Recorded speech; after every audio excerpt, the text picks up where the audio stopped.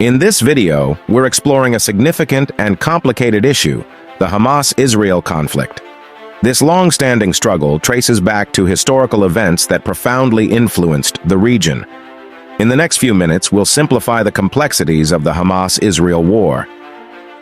But before we delve into today's situation, let's go back to the aftermath of World War I. This was a crucial time when the course of the region's history was shaped, laying the groundwork for decades of conflict. Let's go back to the years just after World War I, around 1917. That's when the British Empire took charge of the Middle East in what we now call the British Mandate. Think of it like a place where most people were Arab, but there was also a smaller group of Jewish folks. This mix of different communities is a big part of the story we're exploring today. After the war, things got pretty complicated in the region, setting the stage for what eventually became the ongoing drama of the Hamas-Israel conflict. Fast forward to 1947, a crucial year in the timeline of the Hamas-Israel conflict. The United Nations stepped into the scene, offering a solution to the rising tensions in the region. They proposed dividing the British Mandate for Palestine into two separate states, one for the Jewish community and one for the Arab community. In the aftermath of World War II, with the world undergoing changes, the Jewish side embraced this idea, seeing it as the birth of their own nation, Israel. On the flip side, the Arab community vehemently opposed this plan, setting the stage for a conflict that would profoundly impact the region. The rejection of the proposal ignited a war in 1948, just a year later as Britain exited. This war marked what Palestinians termed the Nakba, or catastrophe, resulting in hundreds of thousands being forced from their homes. As the dust settled, Israel stood as a newly formed state, but the scars of war and displacement lingered. Now let's delve into the crucial moment of 1967, the Six-Day War. In just 6 days, the Middle East changed dramatically. Israel took control of the West Bank, the Gaza Strip, and the Golan Heights, reshaping the entire region. This shift was a big deal. The United Nations said that Israel's control over these areas was not okay. It was against the rules, adding more heat to an already tense situation. Over the following years, Israel didn't step back. Instead, it expanded its presence, taking over large parts of Palestinian land, even though many countries said, "Hey, that's not right." This time is now called the Occupied Territories, and it became a hotspot for conflicts. Why? Well, Israelis moved in for different reasons, politics, religion, or just because it was cheaper. But as they settled, Palestinians got pushed out, and protests became a regular thing. Let's talk about the Gaza Strip, a small coastal area that's a key player in the Hamas-Israel conflict. In 2005, Israel pulled out of the Gaza Strip, home to 2.3 million people, making it seem like a move towards calming things down.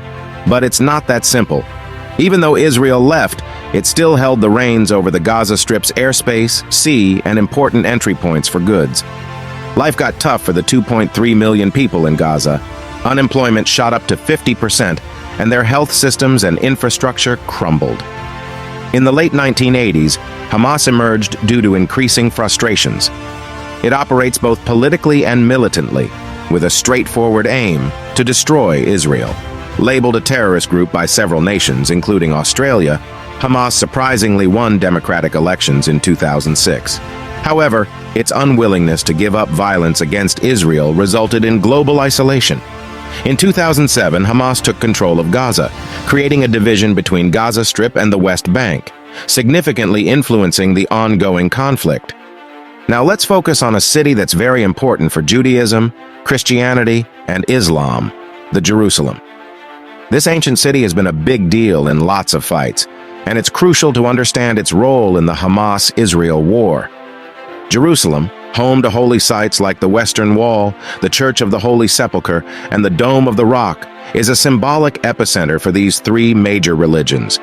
The city's significance often intensifies tensions, especially during major religious holidays like the Jewish Yom Kippur and the Islamic Ramadan. Strong emotions often overflow into politics, adding to the constant tensions in the area. The mix of intense religious feelings and arguments over land has turned Jerusalem into a hotspot for conflict. This city is like a small version of the larger fight for power, identity, and religious freedom.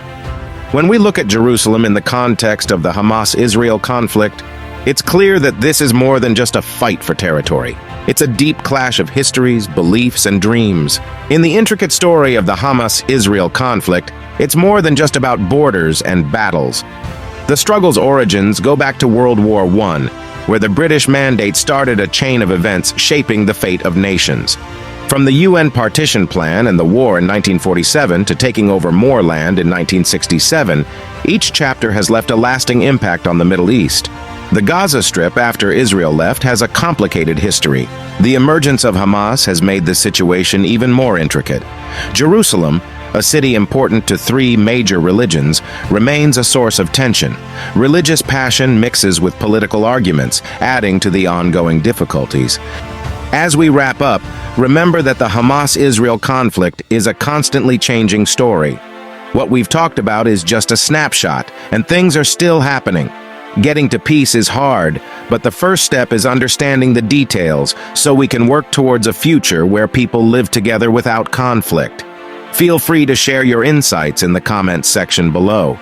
If you like more of these videos, do subscribe and check out our video about why Russia is not collapsing yet. Thank you for watching.